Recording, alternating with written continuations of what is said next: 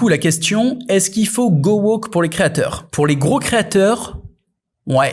Pas trop radical, mais un peu woke. Pourquoi? Parce qu'il y a une pression sociale de la masse et du système. C'est pas juste les profs et les fonctionnaires qui veulent s'identifier aux élites et qui veulent être woke. Non, non, non, non. Il y a une grosse partie de la population qui a une mentalité de suiveur et ils vont suivre le système, ils vont suivre la télé, ils vont suivre les médias, ils vont suivre les politiques en place. Et donc, si tout ça est woke, ils vont aller vers le wokisme dans le doute. Et pour les séduire, pour qu'ils s'identifient, il faut faire « ouais, je suis pareil que vous, je suis woke ». Pas le dire comme ça, tu vois, mais légèrement laisser comprendre que t'es quelqu'un de gentil, que t'es pour l'inclusivité, pour la diversité, pour le progrès, enfin, toutes les valeurs positives prônées par le wokisme. Si t'es créateur subventionné, alors là, t'as pas le choix. Bah, tes subventions, elles viennent d'où? C'est qui décide du chèque qu'on te donne?